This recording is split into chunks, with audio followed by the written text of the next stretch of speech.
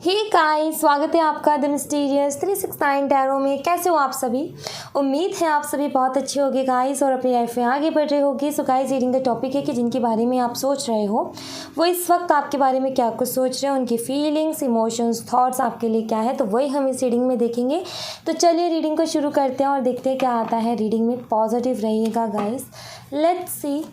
Please universe, जो हमारे viewers हैं उनके पार्टनर की एनर्जीज बताइए कि वो इस वक्त हमारे व्यूवर्स के बारे में क्या कुछ सोच रहे हैं, क्या कुछ फील कर रहे हैं, हमारे व्यूवर्स के लिए क्या इमोशंस हैं, क्या फीलिंग्स हैं, क्या थॉट्स हैं।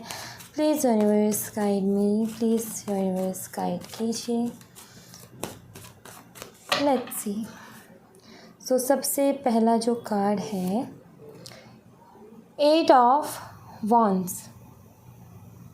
आई फील कि आपके जो पार्टनर है ना, उनकी लाइफ में क्या हो रहा है कि जो मैं देख पा रही हूँ, एक तो काफ़ी ज़्यादा ना करियर से रिलेटेड ऑलरेडी पहले से ही काफ़ी स्ट्रगल्स इनकी लाइफ में ऑलरेडी चल रहे थे।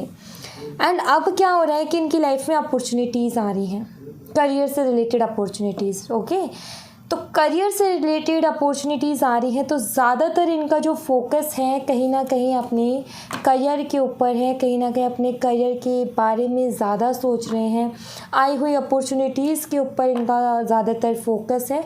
तो वहाँ पर ये मुझे कहीं ना कहीं बिज़ी लगते हैं। व्हील ऑफ फॉर्चून, डेफिनेटली आपके जो पार्टनर है, काफ़ी टाइम से जो इनका टाइम चल रहा था, जिस तरीके का समय चल रहा था, वो काफ़ी ही शायद इनके फेवर में नहीं चल रहा था, काफ़ी स्ट्रगल इनको करना पड़ रहा था, जिसके चलते कहीं ना कहीं ये काफ़ी ज़्यादा परेशान थे। और अब इनको लगता है कि जो अपॉर्चुनिटीज़ आए हैं इनका वक्त बदल सकती हैं, इनके जो है समय को बदल सकती है, एक तरीके से इनकी किस्मत खुलना या फिर किस्मत की चाबी। जो अपॉर्चुनिटीज़ हैं वो इनको इस तरीके से दिख रही है जैसे कि ये मेरी किस्मत है और ये अगर मैंने पा लिया मीन्स कि सब कुछ मुझे मिल गया।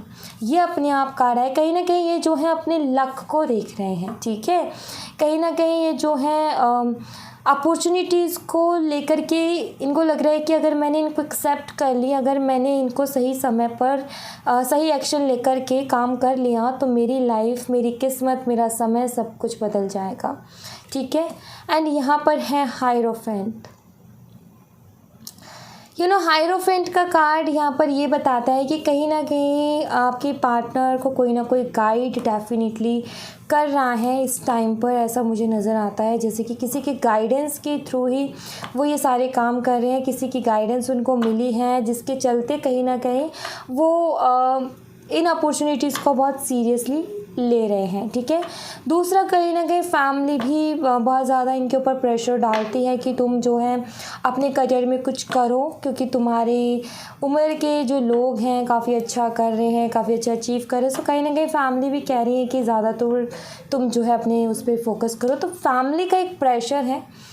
और दूसरा मुझे लगता है कि शायद फैमिली के कुछ प्रॉब्लम्स भी हैं जिसके चलते भी कहीं ना कहीं आपके पार्टनर को इस टाइम पर अपना करियर बहुत ही ज़्यादा इम्पॉर्टेंट नज़र आ रहा है। 4 ऑफ कप्स, इसीलिए आपकी तरफ से जो भी कॉल मैसेज जा रहा है उसको ये टोटली इग्नोर कर रहे हैं।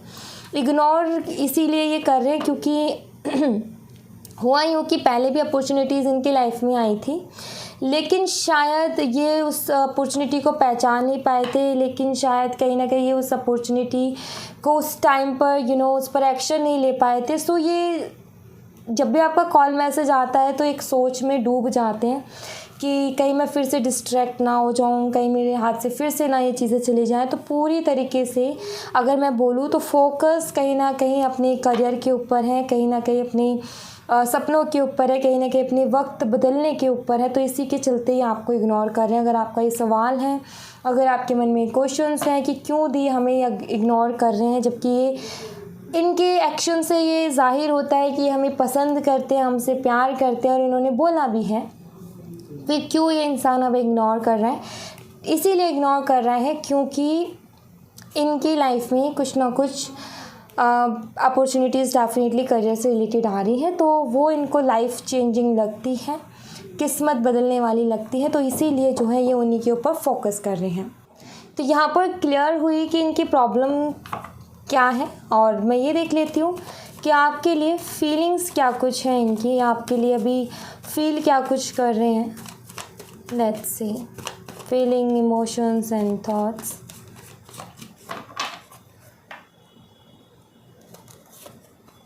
Five of swords. ओके, आपके पार्टनर को अभी आपके लिए जो लग रहा है वो ये कि इनको ऐसा लग रहा है जैसे कि यहाँ पर दो एनर्जीज़ हैं, ठीक है। पहली एनर्जी ये, एक तो हो सकता है कि जब आपने इनसे बात करने की कोशिश की तो काफ़ी रूड बिहेव इन्होंने आपको किया था। शायद आपको कुछ इन्होंने बहुत कुछ बोल दिया जिसकी वजह से आपको काफ़ी आपका दिल दुखा, काफ़ी आपको हर्ट हुआ। तो ये सोचते हैं कि आप काफ़ी ज़्यादा हर्ट हो गए उनके उस बिहेवियर से, तो उस बिहेवियर के बारे में बहुत सोचते हैं। दूसरा ये कि हो सकता है जैसे कि आपको इग्नोर करने लगे थे तो आपको जो है इनके ऊपर डाउट होने लगा, शक होने लगा, या फिर ऐसा कुछ हुआ जिससे कि कहीं ना कहीं आपको बहुत ज़्यादा इनके ऊपर गुस्सा आने लगा। तो आपने भी कहीं ना कहीं थोड़ा सा इनकी तरफ जो है रूड बिहेव दिखा दिया। गुस्से में आपने कह दिया कि तुमने तो बड़े बड़े वादे किए थे, बहुत कुछ बातें की थी, अब कहाँ चले गए तुम्हारे वादे, तुम्हारी वो कस्में। सो कहीं ना कहीं शायद ये दोनों में से कुछ तो ऐसा हुआ है जिसके चलते वो ऐसे ही किसी चीज़ के बारे में सोच रहे जहाँ पर कुछ ना कुछ आर्ग्यूमेंट्स ऐसे हुए हैं जो कि काफ़ी दिल को हर्ट करने वाले हैं, काफ़ी ज़्यादा दुख पहुँचाने वाले हैं। सो मुझे लगता है या तो उनकी तरफ से हुआ या आपकी तरफ से हुआ, तो उन चीज़ों के बारे में कुछ ज़्यादा ही ये सोच रहे हैं, ठीक है। एंड नेक्स्ट जो मुझे दिखता है page of cups. Page of cups की एनर्जी यहाँ पर बताती है कि कहीं ना कहीं आपके पार्टनर को ऐसा लग रहा है कि मुझे जो है मैच्योरली बिहेव करना चाहिए था, उस वक्त में मुझे जो है समझदारी से काम लेना चाहिए था, मुझे चीज़ों को इस तरीके से रूडली बिहेव करने की बजाय जो है प्यार से हैंडल करना चाहिए था, प्यार से समझाना चाहिए था, इस तरीके से मुझे बिहेव नहीं करना चाहिए था। तो ये इस तरीके से सोच रहे हैं। दूसरे जो मुझे दिख रहा है कि अगर आपकी तरफ से बिहेव हुआ है तो उनको ये लगता है कि वो ये सोचते हैं कि आपको जो है थोड़ा सा समझना चाहिए था, थोड़ा सा मेरे साथ इस तरीके से बिहेव, मतलब थोड़ा प्यार से बोलना चाहिए था। ये जो इस तरीके से बोला उनको काफ़ी दुख पहुंच गया उस बात से, ठीक है। दोनों ही एनर्जी में साथ के साथ एक्सप्लेन करते जा रहे हूँ। नेक्स्ट जो मुझे दिखता है द मजिशियन का कार्ड है यहाँ पर।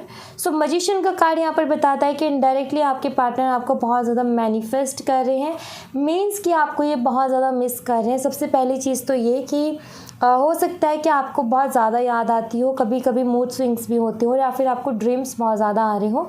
अगर ऐसा होता है आपके साथ तो डेफिनेटली आपके पार्टनर जो है इनडायरेक्टली आपको मैनिफेस्ट कर रहे हैं, इसीलिए आपके साथ ऐसा होता है। उनके लिए अट्रैक्शन ज़्यादा होना, इमोशंस मतलब कि काफ़ी ज़्यादा इमोशनल हो जाना, कभी कभी बहुत ज़्यादा उनके बारे में सोचने लग जाना, बिना बात के उनकी कोई याद आई और उदास हो जाना, या फिर ब्लश करने लग जाना किसी बात को उनकी को सोच करके, या फिर ड्रीम्स आना, या फिर ये भी हो सकता है जैसे कि आपको एंजल नंबर 22 222 बहुत ज़्यादा दिखना। तो ये सारे जो साइन है वो यही बताते हैं कि आपके पार्टनर आपको बहुत ज़्यादा मिस कर रहे हैं। ओके, नेक्स्ट जो कार्ड है वो है the moon.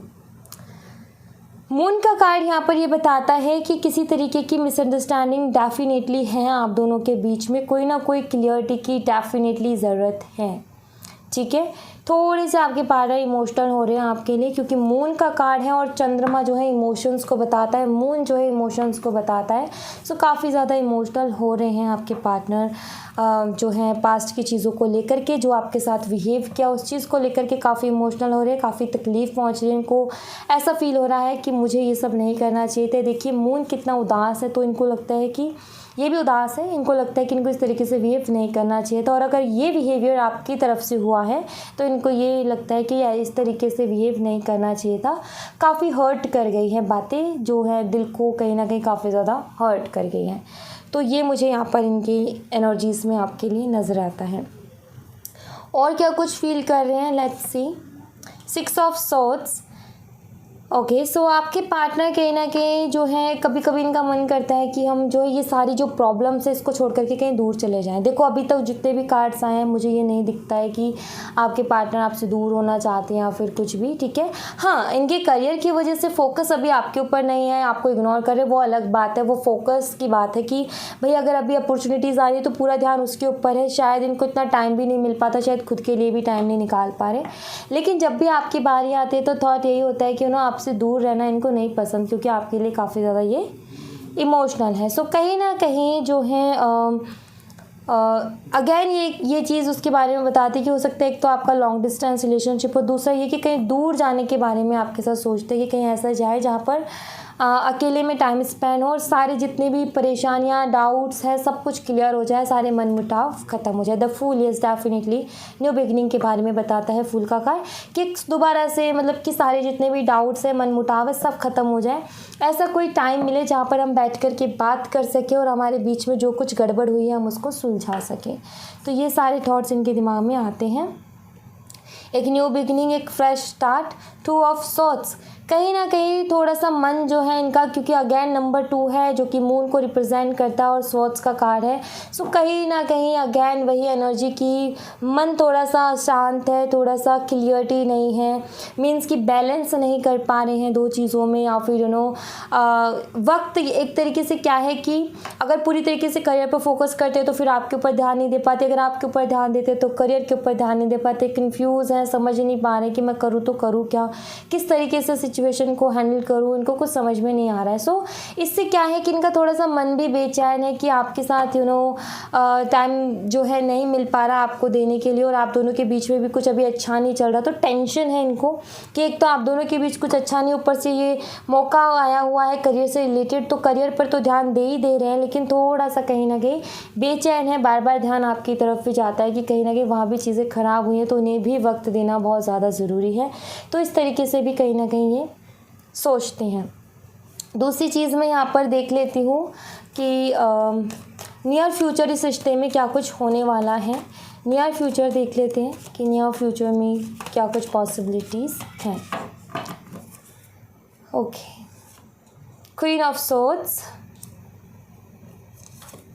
And 4 of wands. Definitely reconciliation होगा, ठीक है, डेफिनेटली आप दोनों की बात होगी और कोई ना कोई गुड न्यूज़ के साथ शुरुआत होगी, जैसे कि आपके पार्टनर कुछ ना कुछ गुड न्यूज़ लेकर के आएंगे। जितनी इन्होंने मेहनत की है उसका जब इनको रिवॉर्ड मिलेगा तो शायद उसको ये आपके साथ शेयर करेंगे और उसको आपके साथ सेलिब्रेट करेंगे। जैसे कि हम कुछ अचीव कर लेते तो जाकर के, जैसे कि आप भी कोई अचीव करो कोई चीज़, तो आप जाकर के अपने पार्टनर को बताओगे कि देखो देखो मैंने अचीव किया, राइट, खुशी बांटना।